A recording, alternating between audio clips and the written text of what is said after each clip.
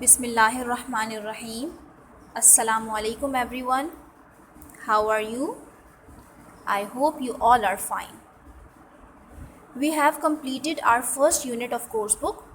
Number 1 is Amin and the Eggs, and second poem Three Little Chickens. Today we will start a new lesson. So open your English workbook on page number 8. English workbook. Page number 8.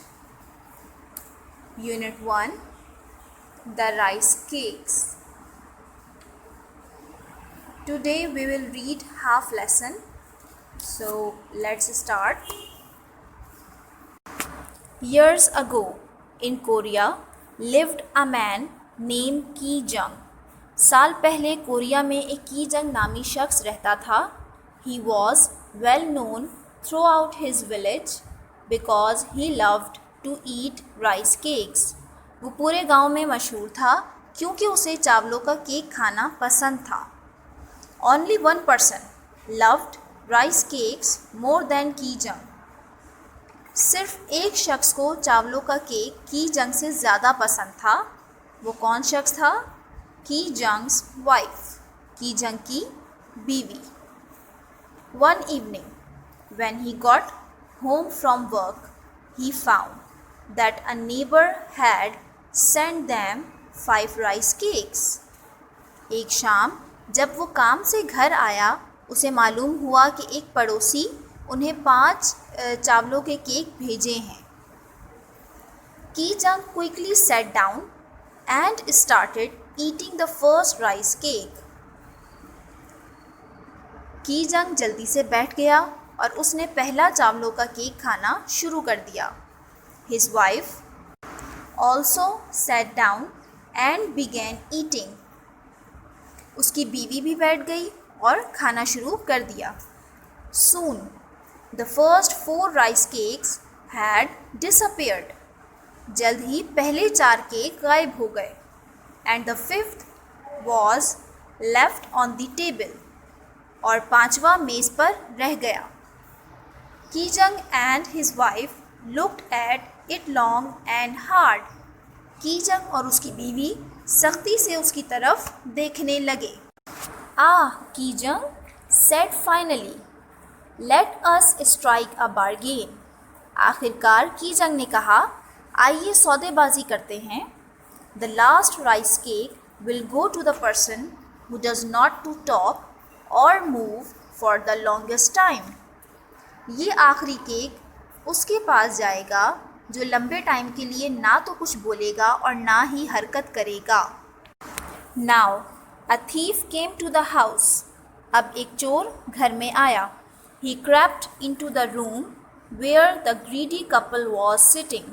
वो उस कमरे में घुस गया जहाँ लालची जोड़ा बैठा था. He took 2 sleeping mats and 3 quilts.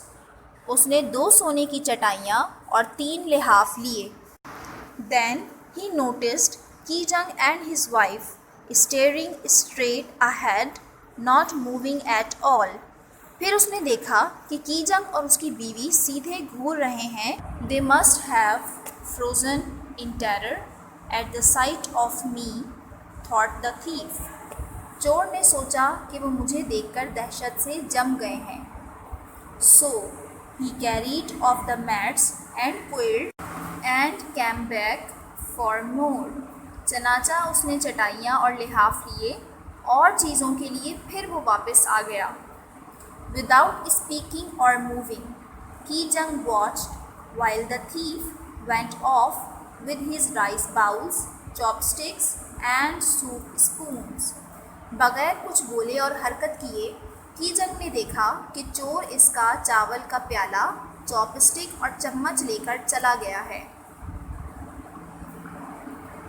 Also, without speaking or moving, Ki Jung's wife watched while the thief went off with her jewelry and all her fine dresses.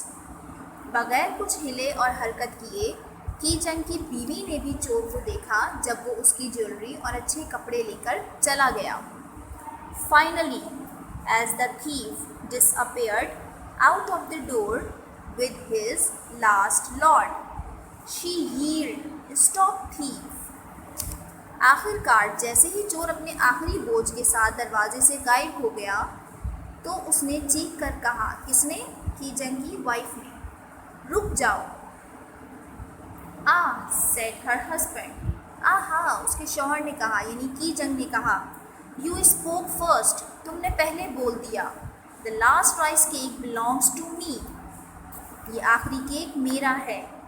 Then he looked around and saw the places where all his precious possessions used to be. फिर उसने इधर उधर देखा और वो जगह देखी जहाँ उसका सारा कीमती सामान हुआ करता था। Suddenly he found that he had no appetite anymore. अचानक उसे पता चला कि इसे और खाने की ख्वाहिश नहीं है।